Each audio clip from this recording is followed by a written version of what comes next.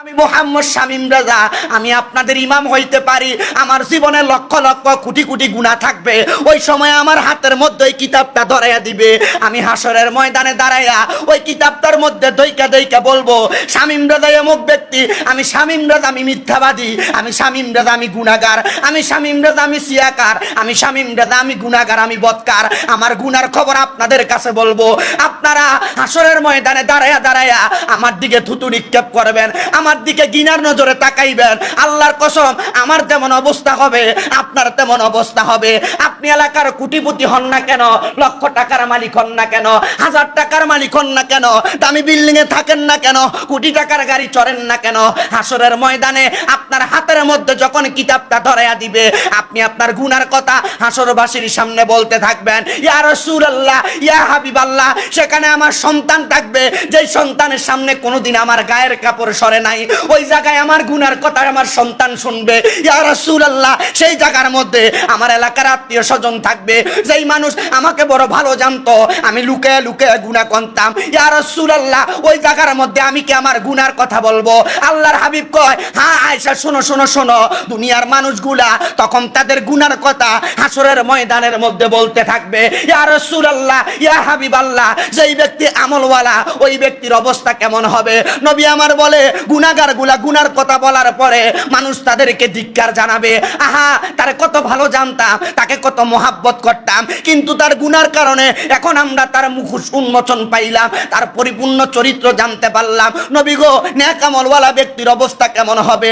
আল্লাহর হাবিব বলে, যেই মানুষের নেক আমলের অবস্থা, মানুষ বলবে আমি নামাজ পড়ছি, এই কথা বলে কান্না করবে, আমি ইবাদত করেছি, এই কথা বললে হাসরের ময়দানে কান্না করবে। নবী গো, হাসরের ময়দানে কান্না করবে, এই কান্নার কারণে আমার আল্লাহ তাআলা কি তাকে মাফ করবে না? নবী আমার বলে, তার ক্ষমা তো কবরে রাখার আগে হয়ে গেছে। আল্লাহ তাআলা আল্লাহর নিদর্শন দেখানোর জন্য হাসরের ময়দানে বান্দাকে দাঁড় করাইয়া দিবে। পড়েন সুবহানাল্লাহ। চিন্তা করে দেখছেন, আপনি যেই গুনাহ করেন, এখন আপনার শুনতে দেখে না, মা দেখে না, বাপ দেখে না, এলাকার কেউ দেখে না, আপনার গুনাহ লিখতেছিনি? এই কথা করেন, দেখতেছি কিনা? কেরামান কাতিবিন, কোন না কেরামান, এ দুইজন লেখেনি, ডাইন কাদেরটা বালাটি লেখেনি। এ বই কই? এ বই কই? এ বই আসেনি? এ বই আপনার হাতে দিয়ে দিবে, দে ফর, এ হাতে দিয়ে কবে যে ক তুই কি গুনাহ করছ? আমি মোহাম্মদ শামীম রেজা, জি আমি গুনাহ করছি। কি? আমি চুরি করছি, আমি মিছা কথা কইছি। আচ্ছা, হাসরের ময়দানে আমার সন্তান থাকবো নি? মা থাকবো নি? বাপ থাকবো নি? থাকবো। এলাকার মানুষ থাকবো নি? মা তারা না জানে আমার শরীরে পাঞ্জাবি, মাথার টুপি, নবী সুন্নত বাবরি চুল, মুখে সুন্দর দাড়ি। ওমা, তোর তো এত ভালো জানতাম, তুই চুরি করছ, তুই মিছা কথা কইছ। তখন আর ধিক্কার জানাই বসছি। দুনিয়া দেখুন, আপনার লজ্জা নাই, আপনি যে খারাপ কাম করছেন, লজ্জা নাই আপনার, শরম নাই। আপনার খারাপ কথার কারণে মানুষ আপনার ধিক্কার জানে। সি, তারা কত ভালো জানতাম, সি কত ভালো জানতাম, তুই চুরি করছস, গুনাহ করছস।